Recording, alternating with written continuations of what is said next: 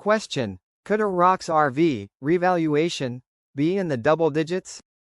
Mark Z: it could be if you look at all the numbers I have shared with you and listen to Dr. Shabibi years ago who said Iraq could support a $16 rate, and back then there was far more dinar in circulation than there is now. So it could be. I will just continue to think lower, so I am not disappointed. The governor of the CBI knows the Dr. Shabibi plan and it cannot be stopped. It can be delayed, but the reforms move ahead in spite of the U.S. foreign policy of the past. However, it also took a decent prime minister like al-Sudani to move it ahead regardless. Remember the Nouri al-Maliki days? Yes, this was yet 8 more years of wasted time.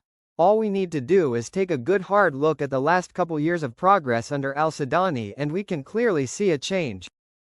This took strong leadership and dedication to the white paper reforms. This is where we are today. They are now at the point, in spite of all the corruption, they have made it to the finish line, but now they need a push over it. The relationship between Sudani and Donald Trump is about to announce some initiative that is going to make America and Iraq stronger. The expectations of this are pretty high.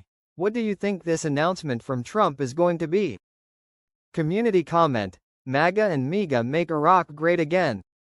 Frank: I like that because that's exactly what this man is doing right now. This weekend is going to be a very interesting time frame for us. It's really a critical time for us. They even use the word crucial. They definitely have a critical time as far as I'm concerned. 2 economists say Iraq's foreign reserves are reassuring compared to previous years. Iraq has large cash reserves that are greater than 100% of the volume of the issued currency. They have more assets, more money backing up the dinar than they have in circulation. So Iraq has over 100% backing for their currency. This is important as most countries only have 20% or so to back their currencies. Our relationship with America will become stronger with an initiative that al-Sudani will announce soon. Expectations of his advisor: I will keep you guys up to speed as to when the rate changes and all that, but it's very, very close. Saleh told Euphrates News that the gold reserve is undoubtedly an important part of Iraq's foreign exchange reserves, as it contributes to enhancing financial stability and confidence in the national currency. According to the announced data, gold reserves have reached about 152 tons. The approximate value of it in the country's foreign investment portfolio is about $14 billion, which constitutes about 13% of the total diversification of that portfolio. Mr. Sami said that the news about the budget is saying, Parliament voted on the incursion of the budget and they did say that the numbers they were given were in the billions, not the trillions like usually.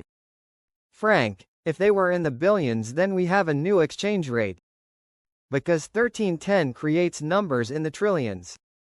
You know that, I know that, and the CBI knows that. Slowly but surely it is a form of monetary reform education to you. You can call it an innuendo. A fuse is lit. When you light a fuse, an explosion of purchasing power is coming. We are already seeing that Iraq is being elevated to a high status on the list of issues for Trump's agenda. He is not going to wait long to handle Iraq. Iraq is ripe now, and as a businessman Trump must see it too. The opportunities in Iraq are boundless, but they are ripe now. Question: what do you think about the new Treasury Secretary going to Iraq? Isn't it wonderful that his first mission was to go to Iraq? I think they're celebrating 1-1. This is a redenomination. They're going to drop the 3 zeros from the exchange rate and they're going to drop them from their physical currency, and they'll come out with a redenomination of currency without zeros that will match a 1-to-1 rate. We are hearing in Iraq some kind of agreement was reached with Sudani and crew, and they are expecting fireworks on Friday, or completion in the voting. That is what I was told this morning from a contact in Iraq. We will see how this plays out. Economist: the country's financial situation is among the most prosperous years. Quotes: the country has large cash reserves, which are greater than 100% of the volume of the issued currency. It represents a firewall in the face of crises that may occur, even if they are caused by a decrease in the price of oil. The United States Treasury Secretary just arrived in Iraq and it's a meeting with Sadani and the CBI on the news. Television is showing Alak talking about an imminent launch of initiatives to give economic stability. Frank, many American officials are going to Iraq. To see the new Secretary of Treasury join the CBI and Alak and Sadani in his meeting is very big news. This is big. We have been waiting for this Secretary of Treasury to show up. I am excited to see what the results are after the meeting. U.S. President Donald Trump's nominee for Director of National Intelligence, Tulsi Gabbard, launched a scathing attack on the previous Democratic administration and denounced the invasion of Iraq.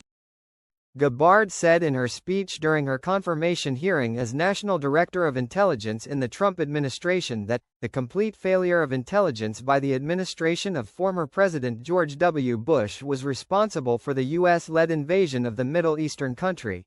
She pointed out that, for too long, faulty, insufficient, or weaponized intelligence has led to too many costly failures and undermined our national security and the freedoms that God gave us and are enshrined in the Constitution. She continued, the most glaring example of one of these failures is our invasion of Iraq based on a complete fabrication or failure of intelligence. Gabbard criticized the U.S. attack on Iraq, describing it as a disastrous decision that led to the deaths of tens of thousands of American soldiers, millions of people in the Middle East, mass migration, destabilization, the undermining of the security and stability of our European allies, the rise of ISIS, and the strengthening of al-Qaeda. MP Hadi al-Salami revealed on Friday that there are 3 reasons preventing the budget amendment from proceeding within the House of Representatives. Al-Salami said in an interview with Al-Maluma that, the budget amendment project is a matter of great importance, and we have been dealing with it with interest for weeks, noting that, there are 3 main reasons that prompt us not to support it, the most prominent of which is that it represents a violation of Article 62, first, of the Constitution, in addition to its violation of the Financial Management Law No. 6 of 2019, Article 11, as well as its conflict with Article 77, second, of the Triennial Budget Law No. 13 of 2023. He added that, the rejection of the amendment comes from the concern for justice in the distribution of financial resources, and preventing waste through suspicious paths, noting that, proceeding with these amendments will lead to the depletion of the budget by billions of dollars during the coming period.